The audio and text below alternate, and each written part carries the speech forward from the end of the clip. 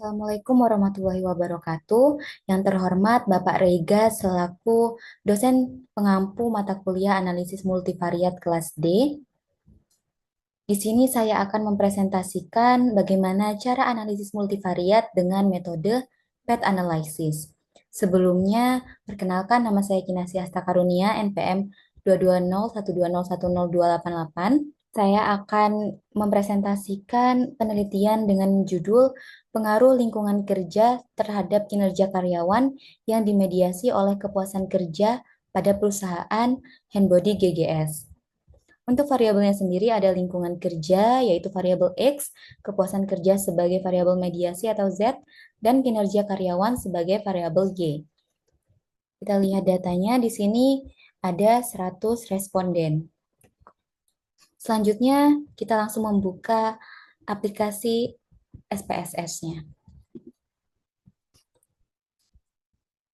Lalu kita masukkan datanya. Kita pakai data UTS NPM genap. Klik OK.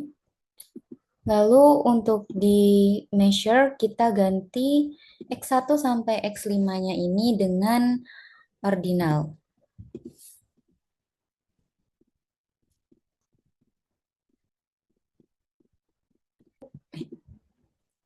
X kita ganti dengan scale. Z1 sampai Z3 kita ganti dengan ordinal. Z kita ganti dengan scale. Y1 sampai Y4 kita ganti dengan ordinal. Dan yang terakhir, Y kita ganti dengan scale. Lalu kita beri label untuk X-nya yaitu lingkungan kerja. Z-nya kepuasan kerja. Dan Y-nya yaitu kinerja karyawan. Setelah semua data sudah tersetting, lalu kita olah data dengan dua model. Untuk model 1, kita klik Analyze, Regression, lalu Linear. Kita masukkan lingkungan kerja ke Independent, dan kepuasan kerja kita masukkan ke Dependent. Lalu klik OK. Di sini keluar datanya, kita beri nama model 1. Selanjutnya, untuk model 2, sama seperti tadi kita klik Analyze, Regression, lalu Linear. Namun untuk kepuasan kerjanya, kita pindahkan ke Independent atau Block 1, dan kinerja karyawan kita masukkan ke Dependent. Lalu kita klik OK. Sini kita ganti namanya dengan model 2. Lalu kita akan menguji direct effect pada model 1 dengan melihat nilai koefisien pada model 1. Sini, untuk uji hipotesisnya sendiri, dari hasil penelitian menunjukkan nilai signifikansinya sebesar 0,001, di mana itu lebih kecil dari 0,05, dan nilai koefisiennya negatif sebesar 0,187. Maka H1 ditolak, artinya terbukti bahwa lingkungan kerja berpengaruh negatif signifikan terhadap kepuasan kerja. Untuk hubungan kausalitasnya, nilai koefisien lingkungan kerja negatif 0,187 menunjukkan lingkungan kerja berpengaruh negatif terhadap kepuasan kerja. Artinya, semakin baik lingkungan kerja, maka akan membuat kepuasan kerja semakin menurun. Lalu kita akan menguji direct effect pada model 2 dengan melihat koefisien pada model 2. Untuk uji hipotesis lingkungan kerja terhadap kinerja karyawan, di sini dari hasil penelitian menunjukkan nilai signifikansinya sebesar 0,001, yaitu lebih kecil dari 0,05, dan koefisiennya positif 0,341.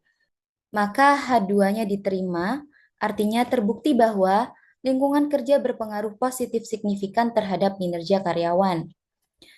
Untuk hubungan kausalitas lingkungan kerja terhadap kinerja karyawan,